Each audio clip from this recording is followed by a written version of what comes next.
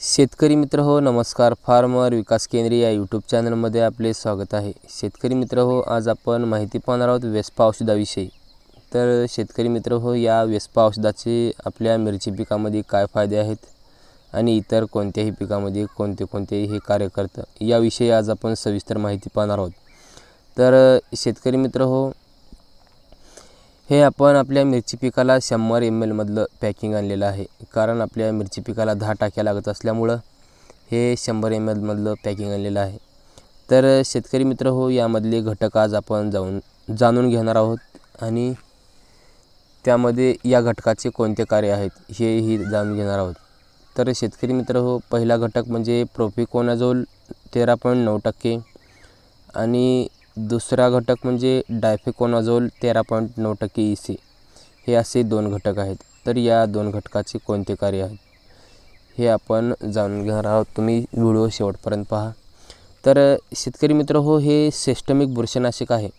म्हणजे हे झाडाच्या आतूनही काम करतं आणि हे बाहेरूनही काम करतं. म्हणजे हे रोग येण्या अगोदरही काम करतं आणि रोग आल्यानंतरही काम करतं.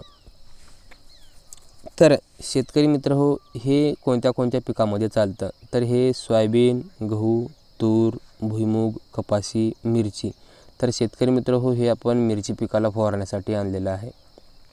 तर शेतकरी मित्र हो, याचे काय फायदे आहेत, म्हणजे हे कोणत्या रोगावर काम करतं. तर हे म्हणजे पहिले रोग पावडरी मिल्ड्यू, दुसरा लीफ स्पॉट, तिसरा ब्लाइट, चौथा टिका रोग. या अशा 4 रोगावर हे औषध काम करतं. तर याचे प्रमाण प्रतिपंपाला किती घ्यायचे आहे, तर याचे प्रमाण प्रतिपंपाला 10 ml असे घ्यायचे आहे. आणि हे किती दिवसाला वापरायचे, म्हणजे हे आपली मिरची लागवड केल्यानंतर 45 ते 40-45 दिवसाच्या नंतरच वापरायचं आहे. कारण ह्याला जर लवकर याचा वापर केलो तर आपल्या मिरची पिकामध्ये स्कॉर्चिंग येण्याचं काम हे औषध करतं.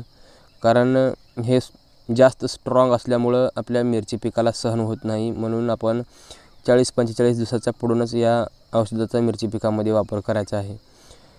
तर शेतकरी मित्र हो, आणखी एक यामध्ये काळजी घ्यायची आहे की पावसाचा अंदाज बघून, म्हणजे पाऊस 3 घंटे, हे औषध मारल्यानंतर 3 घंटे पाऊस येऊ नये हे अंदाज काढूनच आपण आपल्या मिरची पिकामध्ये याचा स्प्रे करायचा आहे. तर अशाच रोजच्या रोज नवीन व्हिडिओसोबत भेटत राहू. तुम्हाला आणि कोणता व्हिडिओ हवा असेल तर नक्की कमेंट करून सांगा आणि इतर शेतकरी मित्रांना देखील शेअर करा. तुम्हाला कोणत्या पिकाविषयी जर माहिती हवी असेल तर कमेंट करून सांगा. नक्की आपण त्यावर व्हिडिओ बनवू.